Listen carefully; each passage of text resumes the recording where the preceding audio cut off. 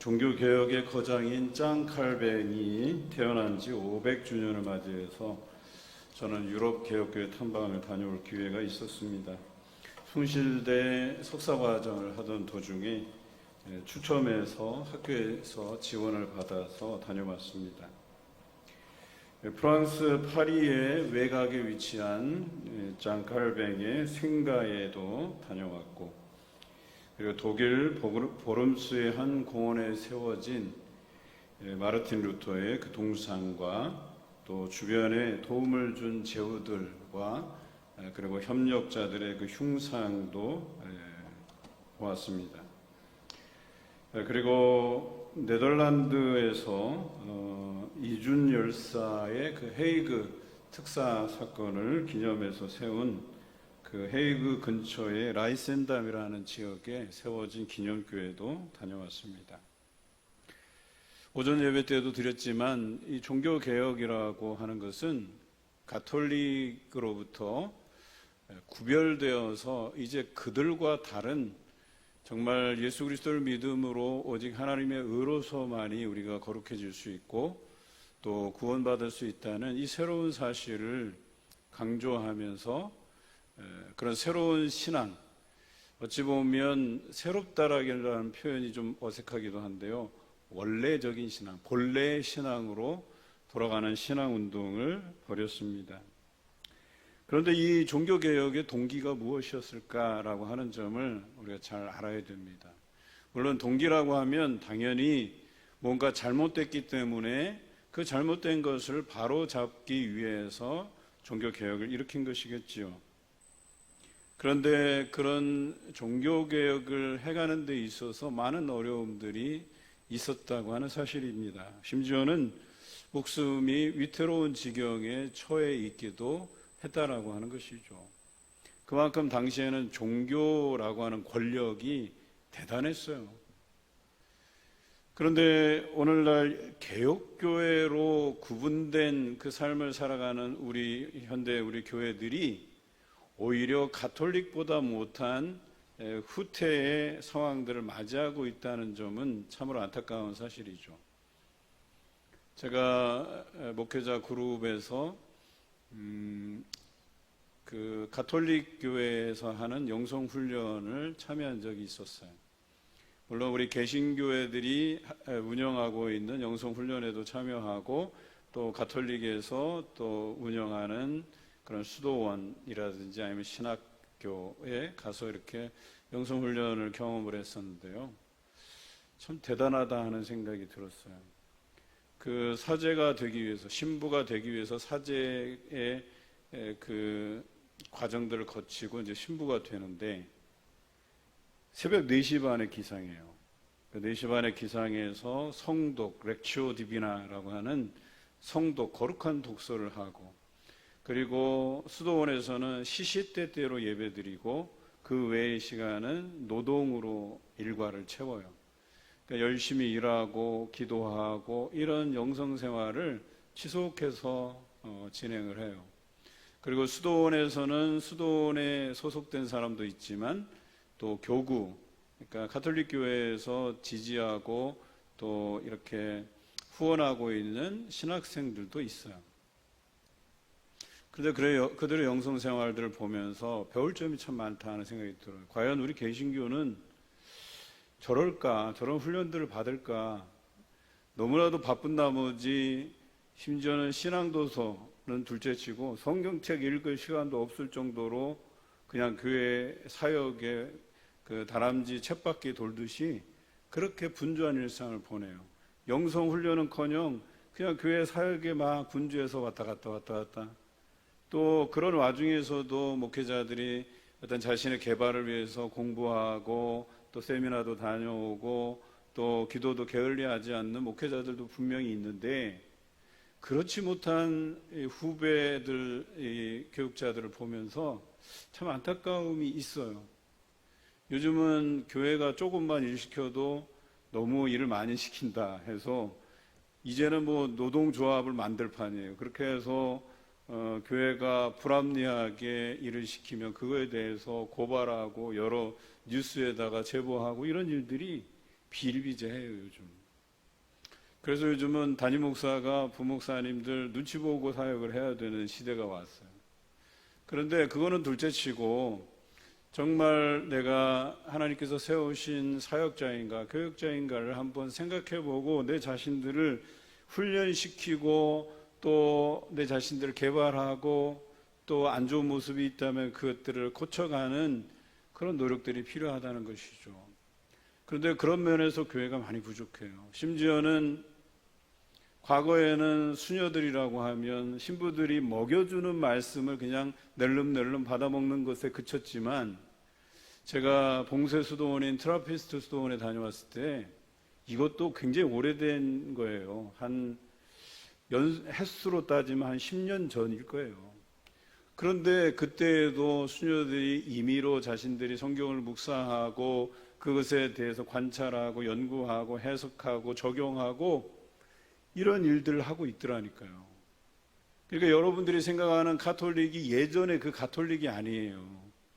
그전보다 더 열심히 스스로 그 말씀들을 연구하고 묵상하고 그대로 살려고 노력하고, 여러분 봉쇄수도원은요, 자신들이 하나님의 부르심을 받아서 그곳에서 어떤 사람은 몇 년을 유기소원하고 어떤 사람은 평생을 내가 거기서 살겠노라고 무기소원하면서 그 생활을 하는 거거든요.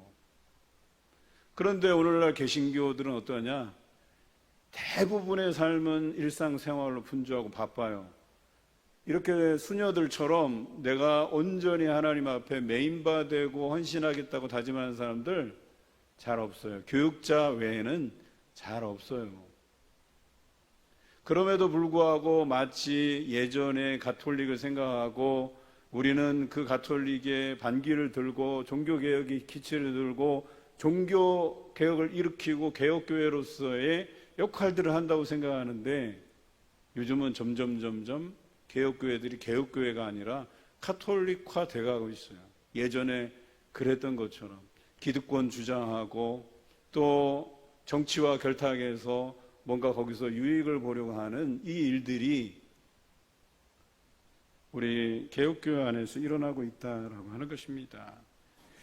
그래서 오늘 이 말씀에서 과연 개혁을 일으키게 된 동기와 그 안에 어떤 동력이 그것들을 감당하게 했을까를 한번 나눠보고자 해요.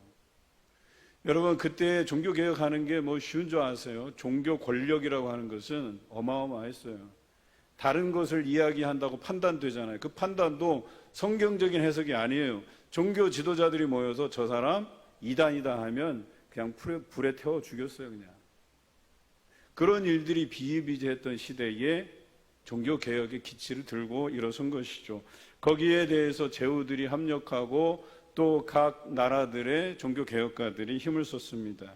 독일의 마르틴 루터, 프랑스의 장 칼뱅, 스위스의 쯔빙글리, 그리고 이탈리아의 지롤라모 사보나롤라라고 하는 사람이 거의 동시대, 조금 앞선 사람도 있고 뒤선 사람도 있고 거의 동시대에 종교개혁에 앞장섰어요. 이들이 무엇 때문에 종교개혁의 기치를 들고 섰을까? 오늘 본문에서 히스기야 왕의 일대기를 우리가 점검해 보면서 과연 우리 안에는 개혁할 것이 없는가, 고쳐야 될 것이 없는가, 이것을 고민해 가고 이것을 고치기 위해서, 버리기 위해서 우리가 어떤 각고의 노력이 필요한가를 성경적으로 알아보겠습니다. 우선 히스기야 왕이 그의 아버지의 전적을 따르지 않았다라는 점이 특이할 만한 점이에요. 보통은 아버지의 전적을 따라서 악한 아버지 밑에 악한 자식이 있는 게 보통인데, 이 아버지 아하스는 얼마나 악했냐면 성경에 이렇게 기록되어 있어요. 열왕기하 16장 3절과 4절인데요. 이스라엘 여러 왕들의 길로 행했다. 그러니까 지금은 남유다의 왕이잖아요. 여기서 말하는 이스라엘은 북왕국이에요. 북왕국 이스라엘에는 역대의 선한 왕이 한 명도 없었어요. 한 명도. 그런데 그 이스라엘의 여러 왕들이라고 표현한 이유는 그 왕들 중에서도 악한 왕들, 그 몇몇 악한 왕들의 길을 행했다라고 기록하고 있습니다. 그리고 이스라엘 백성에게서 쫓아내신 그 이방 사람들의 가증한 일들을 그가 행하였다라고 이야기하고 있어요. 산당을 짓고 작은 산 그리고 푸른 나무 그런 앞에서 제사를 드리는 일을 과감하게 했다라고 성경은 기록해요. 또 우상들을 섬겼다 이런 표현이죠. 그런데 그 아버지 밑에서 자란 히스기야는 달랐어요. 히스기야는 오늘 본문 3절에 의하면 그 조상 다윗의 모든 행위와 같이 여호와께 보시기에 정직하게 행하여라고 기록하고 있어요. 여러분, 아버지가 악한데 그 악함을 배우지 않고 그것과 전혀 정반대로 하나님 앞에 정직하게 세움받는다는 것이 얼마나 어려운지 아세요? 교회도 마찬가지입니다. 교회에서 앞선 사람이 나쁜 짓을 다 버려놓으면 뒷선 사람도 할 수 없이 따라가는 경우가 대단히 많아요. 좋지 않은 전통, 좋지 않은 관습, 예전에 우리 신앙의 선배들도 다 그랬으니까 우리도 다 그래야지 뭐. 여러분, 그것이 아니죠. 이 히스기야는 앞선 아버지의 행위가 여호와 보시기에 정직하지 않았고 하나님께서 원하시는 길이 아니었다는 것을 정확히 알았어요. 그리고 자신은 아버지처럼 그렇게 살지 않겠노라 다짐하고 하나님 앞에 정직하게 행하였다라고 성경은 기록합니다. 여러분, 개혁이라고 하는 것은 하나님 앞에 정직해야만 할 수 있는 거예요. 여러분, 아닌 것을 아니라 해야지 아닌 것을 그래 그럴 수도 있지라고 하고 그냥 내 삶의 것을 받아들여 놓으면 나도 시간이 흘러서 그 자리에 서게 되면 또 그렇게 흘러가요. 그게 좋은 것이냐? 왜냐하면 내가 누리는 길도 있고 또 적절히 내 이름도 내고 적당히 이 밥상이 차려지면 그냥 밥숟가락만 올려놓으면 거기서 내가 뭔가 역할을 한다고 생각을 하나 보죠. 그런데요, 하나님의 교회는 하나님이 이끌어 가시지 사람이 이끌어 가는 게 아니거든요. 여러분, 거기에 누구의 공로가 있고? 아닙니다. 지금의 교회는 하나님께서 지금까지 이끌어 오신 교회고 사람이 이끌어 온 교회가 아니에요. 그럼에도 불구하고 오히려 사람이 행하는 일로 인해서 하나님의 교회가 발전이 늦고 발전이 저해되는 경우는 다수 발견하게 돼요. 심지어는 목회자의 실수로 인해서 잘못된 판단으로 인해서 교회가 갈라지고 후퇴하고 심지어는 어때요? 교회 건축을 막 욕심부려서 하다가 교회가 그냥 넘어가게 되고 성도들은 뿔뿔이 흩어지게 되고 그런 경우가 얼마나 많은데요. 왜 그래요? 하나님이 주도하시는 개혁이 아니기 때문에 하나님이 이끌어 가시는 것이 아니기 때문에 그런 일들이 벌어지는 것이죠. 그런데 오늘 히스기야는 그런 일들에 대해서 정확히 나는 그렇게 가지 않겠노라 노선을 세우고 하나님 앞에 정직히 행했다라고 기록하고 있습니다. 이것이 얼마나 중요한데요. 여러분, 아하스는 아주 나쁜 사람이에요. 얼마나 나쁘냐면 몰렉의 신을 섬기면서 그 몰렉을 섬기려면 그 불을 피워하고 자기 아들을 산재물로 불길로 지나가게 만드는 거예요. 자기 자녀를 갖다 그 몰렉 신 앞에다 태워드리는 거예요. 그런 일도 서슴지 않았다고 성경은 기록하고 있어요. 여러분들 같으면 자녀를 갖다가 그 이방신을 섬기는데 불 가운데 건너가게 하겠어요? 아마 그런 분은 아무도 없을 거예요. 아하스는 그런 사람이었었어요.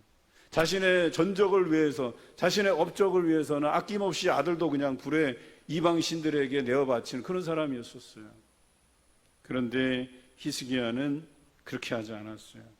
하나님 앞에 정직하게 행했다라고 하는 겁니다. 여러분, 뭔가 바꾸려고 하면, 뭔가 다른 삶을 살려고 하면 하나님 앞에 정직해야 돼요. 정직하지 않으면 그 무엇도 할 수 없어요. 그저 비굴하게 정직하지 못하게 위선적으로 하나님 앞에 살 뿐이에요. 적당히 성도들 앞에서 사람들 앞에서는 좀 괜찮은 사람인 척하고 뒤에 가서는 다 나쁜 짓 일삼으면서 살아가는 사람이에요. 이런 사람들은 하나님께서 쓰시지도 않아요. 그런 사람이 교회를 위해서 헌신했을 리도 없어요. 그냥 일반적으로 다른 사람 하는 것처럼 하고 생색내고 그런데 하나님 앞에 정직히 행하는 히스기야와 같은 사람이 비로소 하나님의 일들을 감당할 수 있는 것이죠. 두 번째는 4절에 나옵니다. 그가 여러 산당들을 제거하고 주상을 깨트리고 아세라 목상을 찍으며 모세가 만들었던 놋뱀을 이스라엘 자손이 이때까지 향하여 분향함으로 그것을 부수고 느후수단이라 일컬었더라 라고 기록되어 있어요. 여러분, 제거하고 깨트리고 찍어버리고 부숴버렸다. 저는 이 말씀을 들으면서 얼마나 통쾌한지 몰라요. 여러분, 우리 삶에서 필요하지 않은 것들, 특히나 하나님께서 기뻐하시지 않는 것들은요, 제거하고 깨트리고 찍어버리고 부숴버려야 된다라고 하는 거예요. 한번 따라 합시다. 제거하고 깨트리고 찍어버리고 부수라.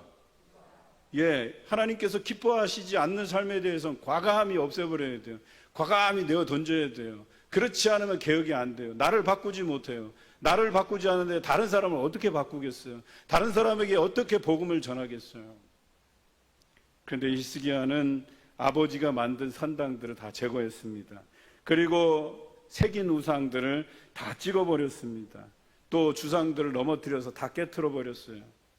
그리고 심지어는 하나님께서 그들 백성이 불평하다가 뱀이 나와서 그 자신의 백성들을 죽일 때 그들이 하나님 살려달라고 해서 하나님께서 놋뱀을 만들게 하시고 그 놋뱀을 바라보는 사람들은 살려줬던 그 놋으로 만든 뱀, 그것을 오랜 시간이 지났음에도 불구하고 여전히 그 놋뱀 앞에다가 제단을 쌓고 제사를 드리는 이스라엘 백성들을 한심스럽게 생각하고 그것을 부숴버렸어요.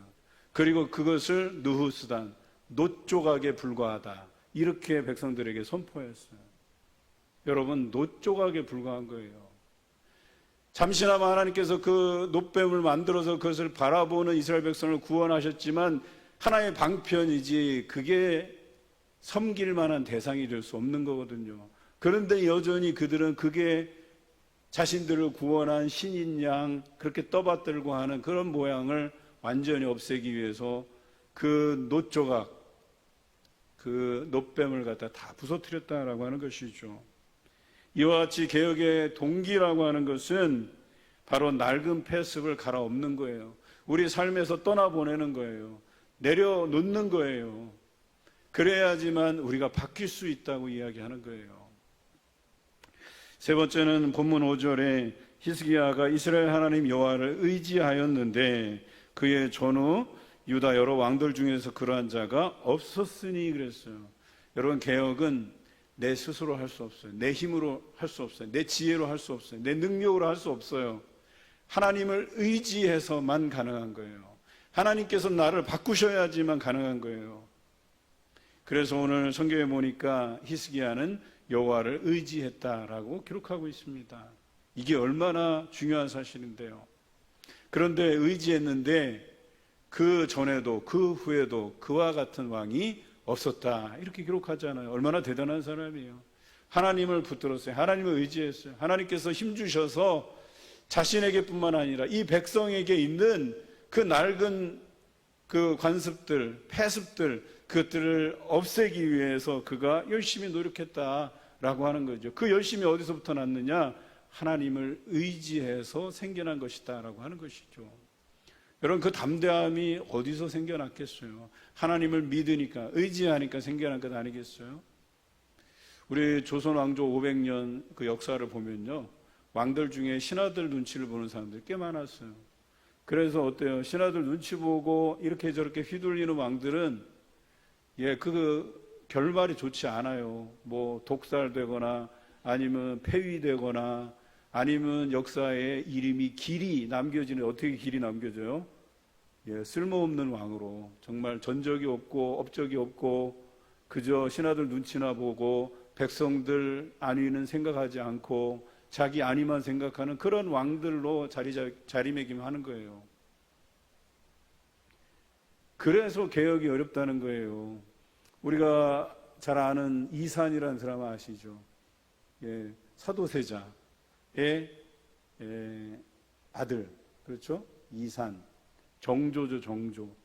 영조가 할아버지, 사도세자가 아버지. 그런데 사도세자의 그 죽음을 보면서 정조가 얼마나 안타까워했겠어요. 그런데 영조의 길을 따르지 않았어요. 정조는 할아버지를 따르지 않았어요.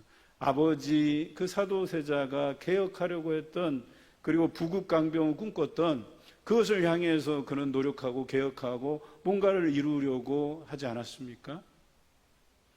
그리고 여기는 이씨들이 사시는 데니까 이씨들의 그 족보를 따져보면 태조 이성계, 어찌 보면 조선을 연 건국한 사람이기도 하지만 또 다른 면으로 보면 그 아들들의 인생은 좀 안타까운 인생들이었었어요. 서로 칼을 들이대고 그 왕이 되기 위해서. 하지만 이방원이 이제 나중에 왕이 되잖아요.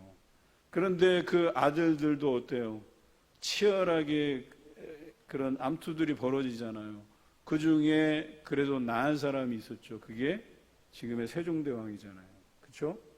그 왕이 되면서 그 아버지가, 그 할아버지가 그 해왔던 그런 일들에 대해서 안 좋은 것들은 버리고 백성들을 위하는 길을 위해서 청치를 폈던 것 아니겠어요? 그래서 역대 왕들 중에 세종은 대왕이라는 호칭이 붙은 거예요. 국민들을 위해서, 백성들을 위해서 많은 일들을 펼쳤기 때문에 그만큼 개혁이라고 하는 것이 쉽지 않은 거예요. 그런데 교회들도 마찬가지예요. 교회가 뭘 바꾼다는 거 쉽지 않아요. 오죽했으면 교회에 그런 얘기들이 있어요. 어느 교회는 목사님이 피아노 위치 바꿨다고 교회에서 잘렸대요. 진짜 실제로 있었던 얘기예요. 그래갖고 어느 목사님은 담임으로 부임해서 그런 이야기들이 있어서 자기도 피아노 위치를 좀 바꾸고 싶은데 해서 1년에 5cm씩 옮겼대요. 1년에 5cm씩. 그래갖고 자기가 원하던 위치에까지 피아노가 왔다는 거예요. 여러분, 이런 우스갯소리 같은데 안타까운 거예요. 그 피아노 좀 옮기는데 그게 뭐 대수라고, 그게 거기 있어야만 하나님의 뜻이라고 그 우기고 주장하고, 그것 때문에 목사가 단명하고 성도들이 상처 입고. 여러분, 그거는 바람직한 것 아니잖아요. 피아노 위치가 여기 있건 저기 있건 찬양대가 여기 있건 이쪽에 있건 그게 무슨 상관이에요. 그만큼 교회 안에서 개혁을 이루어가는 것들이 너무나도 힘들다라고 하는 것이죠. 저희 교회 같이 이렇게 전통이 오래된 교회가 바꾸기가 더 어려워요.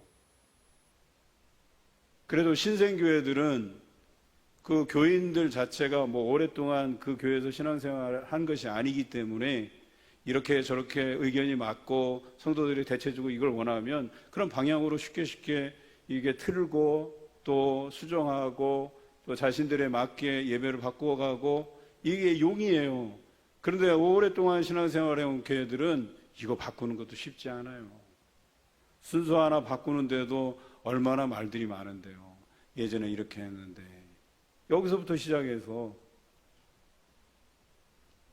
여러분, 그것이 과연 성경적인가, 내가 그동안 목숨처럼 붙들고 있는 게 성경적인가를 들여다보면 여러분 쉽게 할 수 있는 거예요. 그런 것에 대한 규정은 성경에 없어요. 단지 신학적인 토대로 그것들을 현대 문화에 맞게 우리가 재해석하고 또 예배의 유형들을 바꾸어가고 좀 더 세련되게 다듬어져 가는 것은 있어도, 그리고 각 순서별 우리가 이렇게 순서의 중요성을 가지고 여기선 이런 찬양을 하고 여기선 이런 기도를 드리고 이런 모범은 있지만, 요게 반드시 여기 순서 앞에 있어야 되고 교회 소식이 반드시 설교 뒤에 있어야 되고, 이러한 모범은 없다라고 하는 것이죠. 여러분, 한번 여러분이 샘플링을 해보시면 알아요. 한 20개 교회 딱 정해서 주보들 한번 모아보세요. 거기 보면 예배 순서가 똑같이 되어 있는 교회가 있는지. 다 달라요. 용어도 다 달라요. 왜 그럴까요? 그렇게 해도 되니까. 성경 어디에도 그렇게 하면 안 된다는 규정이 없으니까.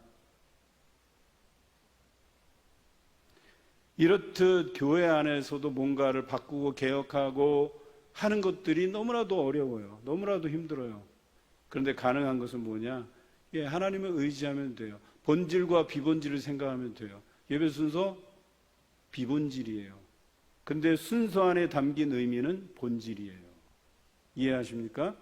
우리 교회 예를 들어서 첫송은 영광송이에요. 아주 중요한 찬송이에요. 영광송은 찬송가학을 배우면 100장 이내에 드는 곡들이 다 영광송이에요. 하나님의 이름을 높여드리는 찬양이에요. 우리가 예배드리면서 가장 먼저 하는 게 하나님의 이름을 높여드리는 행위거든요. 그게 영광송이에요. 그래서 저는 항상 거기에 맞춰서 찬송가 학에 맞추어서, 왜냐하면 그 의미가 중요하기 때문에. 그런데 순서는 둘째치고 내용면에서 제가 뒤에서 복음송으로 사용되는 후렴구 있는 찬송들 아무거나 막 고른다. 첫송인데. 그래서 우리의 삶의 고백들이 담긴 다른 찬송을 한다. 이게 잘못된 거예요. 그 내용의 본질이 하나님께 영광을 드리게 되어 있는데 그것에 대한 찬송이 아니라고 한다면 대단히 잘못된 거예요. 예배학적으로도 잘못된 거예요. 그런데 순서는 비본질이에요. 교회 광고가 앞에 나고 뒤에가 무슨 상관이에요. 장로님이 하든 제가 하든 안수 집사님이 하든 무슨 상관이에요. 아니면 이제 앞으로 우리 스크린이 바뀔 텐데 세련되게 목소리 좋은 사람 녹음해서 화면에는 띄워주고 목소리만 아주 낭랑한 분이 읽어주면 얼마나 더 좋겠어요. 이게 다 비본질이에요. 그렇게 해도 되고 안 해도 되고. 그런데 히스기야는 본질과 비본질을 알았어요. 본질적으로 우리가 하나님을 섬겨야 된다는 이 정체성. 그래서 우상들 필요 없다. 그런 부분들에 대해서 명확히 했다는 거예요. 그 본질에 대해서는 과감하게, 비본질에 대해서는 뭐 성경에 나오지도 않아요. 비본질에 대한 것들은 다 본질적인 부분만 건드렸기 때문에. 오늘 이것에 대해서 개혁할 수 있는 것은 오직 하나님을 의지해서만 가능한 거예요. 마지막으로 넷째는 본문 6절에 나옵니다. 곧 그가 여호와께 연합하여 그에게서 떠나지 아니하고 여호와께서 모세에게 명령하신 계명을 지켰더라. 연합해야지만 가능한 거예요. 여러분, 의지하지 않고 하나님 곁에 붙어 있지 않으면 그거는 무의미한 거예요. 내가 하나님을 의지하잖아요. 그러면 하나님 곁에 붙어 있어야 되는 거예요. 연합이라고 하는 것은 붙어 있어야 되는 거예요. 늘 함께 해야 되는 거예요. 동행해야 되는 거예요. 여러분이 뭔가를 행할 때 하나님이 동행해 주셔야 되는 거예요. 함께 해 주셔야 되는 거예요. 여러분이 하나님 곁에 있어야 된다는 거예요. 이게 연합한다는 의미예요. 그러면 오늘 히스기야처럼 아버지의 전적을 따르지 아니하고 모든 주상들을 혁파하고 오직 하나님만 섬길 수 있는 일에 최선을 다하게 된다라고 하는 것이죠. 여러분, 이런 개혁의 기치를 들고 하나님을 의지하고 하나님과 연합해서 이 일들을 추진했고, 그래서 아버지 아하스가 섬겼던 앗수르를 더 이상 섬기지 않겠다고 선언하게 되죠. 그래서 앗수르에게 조공을 바치던 거 다 끊어버리고 이제 우리는 하나님의 이름으로 산다, 이것을 결정하게 된 거예요. 여러분, 앗수르가 배 아프죠. 앗수르가 이스라엘을 멸망시키고 예루살렘을 압박하게 됩니다. 사네립이 어마어마한 군대를 이끌고 예루살렘을 둘러싸게 돼요. 그때 애굽을 의지할까 이런 마음도 들지만 이사야 선지자가 말리죠. 하나님을 의지해야 된다고. 그래서 그가 오늘 여기 나와 있는 것처럼 하나님을 의지하고 하나님과 연합하여서 이 아수르에 대항하기로 해요. 그런데 군사적인 움직임도 없이 하루아침에 사네립의 군대들이 싹 다 죽어나갔어요. 그리고 사네립은 허겁지겁 본국으로 도망갔다가 본국에서 암살당하고 그의 인생이 끝나버려요. 이것이 하나님께서 연합하고 하나님을 의지하는 자들의 결국이라고 얘기하는 거예요. 승리한다는 거예요. 그런데 반대로 그러면 히스기야가 그 믿음을 온전히 그러면 가져갔느냐? 그렇지 못해서 안타까운 거예요. 그가 병들어 죽게 되었을 때 하나님께서 그의 기도를 들으시고 15년이나 그의 목숨을 연장해 주지만 어때요? 그가 바벨론에서 사신을 보내서 병문안을 보내서 그가 낫게 된 것을 축하로 보낸 그 사신들에게 자랑 삼아서 자기 걸 보여줬어요. 보물이 이렇게 있는 보물 창고를 보여주고 다른 창고들 무기고까지 다 보여줬어요. 왜 보여줬을까요? 자랑하려고. 자기의 업적을 자랑하려고. 그랬더니 이사야 선지자를 통해서 어떻게 예언을 하냐면 이제 내가 보여준 그 모든 것이 바벨론으로 옮겨갈 것이다. 이런 예언을 하잖아요. 물론 내가 통치하는 기간에는 하나님께서 평안을 주시겠지만 네 이후로 이제 이 남유다가 모든 것이 바벨론으로 옮겨지게 될 것이다. 이 예언을 듣게 돼요. 다시 말해서 히스기야가 그 믿음 없는 행동을 통해서 자기 나라의 앞날을 망쳐버린 거예요. 앞길을 망쳐버린 거예요. 여러분, 이게 바로 하나님을 의지하고 연합하는 자와 그렇지 못한 자의 차이예요. 똑같은 사람인데 하나님을 의지하고 연합했을 때에는 하나님께서 승리를 가져다 주시고 그 나라의 전성기를 가져다 주시지만 그들이 하나님을 의지하지 않았을 때, 하나님과 연합하지 않고 떨어질 때, 자기 욕심을 부리고 자기 이름을 내려 할 때 거기에서 자기 나라의 앞길을 망치는 일을 하게 되는 거예요. 자기만 망치면 되는 게 아니라, 자기만 망친 게 아니라 남유다의 미래를 망쳐버리고 말았어요.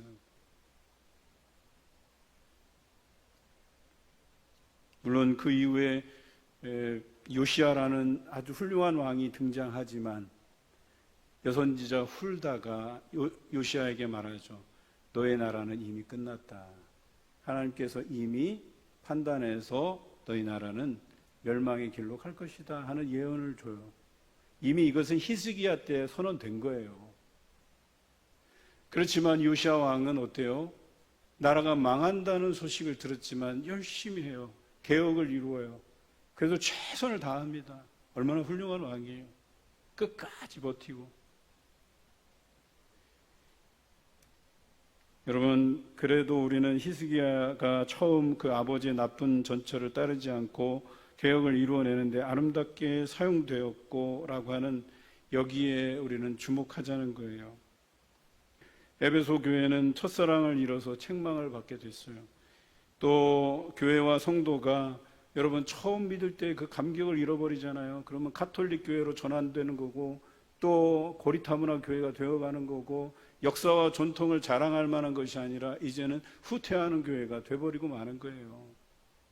여러분 선배들이 일구어 놓은 우리 교회의 전통, 여러분 그것에 걸맞게 신앙생활 하시기 바라요. 그냥 그 전통이 걸림돌이 되금 하지 마시기 바라요. 자랑거리가 되게 하시기 바라요. 그래서 성경에 나와 있는 것처럼 역사의 연대를 기억하라고 이야기해 줄 만큼의 우리 봉산교회 역사를 이루어 가시길 바랍니다. 그래서 여러분 후배들에게, 자녀들에게 이처럼 부모 세대가 이 봉산교회를 아름답게 일구어 왔고 이 교회에서 헌신해 왔고 자신들의 것들을 아낌없이 희생하며 시간들을 아낌없이 들여가며 물질을 아낌없이 들여가며 이만큼 교회가 부흥하게 했다는 이 자랑스러운 역사를 여러분 자녀에게 물려주시기 바라요. 그것이 여러분들의 해야 될 일이죠. 혹 그렇지 않더라도 여러분 우리는 나쁜 전철을 밟지 말아야 돼요. 교회라고 해서 다 좋으냐? 그렇지 않아요. 교회마다 여러 가지 사정이 있고 문제가 있고 다 그래요. 소소하게 다툼이 있고 소소하게 파당을 짓고 이게 다 있어요. 우리가 해야 될 게 뭐예요? 그 전철을 따르지 않는 거예요. 우리는 화합해야 되고 예수 그리스도의 몸으로 한 몸을 이룬 한 공동체임을 추구하고 그리고 걸림돌이 될 만한 것들을 우리 삶에서 청산하고 살아가야 된다라고 하는 것이죠. 우리가 첫사랑을 잃어버리면 그 구원의 감격을 잃어버리면 그저 에베소 교회 같이 초라한 그 인생의 말로를 걷게 되는 것과 다르지 않아요. 여러분 우리 인생은 아침에 생겼다가 사라지는 안개라고 했어요. 여러분 알고 보면 우리 인생 금방 가요. 그런데 그 금방 가는 인생 조금이라도 내 거 챙겨보겠다고 생활하는 것보다 그냥 하나님의 영광을 위해서 살아가는 것이 얼마나 아름답겠냐라고 하는 것입니다. 히스기야는 그 말년에 잘못된 판단으로 해서 그 조국의 미래를 안타깝게 만들었잖아요. 적어도 우리는 그런 일이 없기를 바라요. 여러분 가정, 우리 교회, 이 사회, 이 지역, 우리나라와 민족, 여러분이 잘못된 선택으로 인해서 그 앞길을 망치지 않도록 하시길 바라요. 여러분 믿음이 굳게 세우시기 바랍니다. 그리고 죄된 삶은 무엇이라도 버리시기 바랍니다. 그리고 하나님 앞에 정직히 생활하시기 바랍니다. 하나님만 의지하고 하나님과 연합한 삶을 살아내시는 여러분 되시길 주님의 이름으로 기원합니다.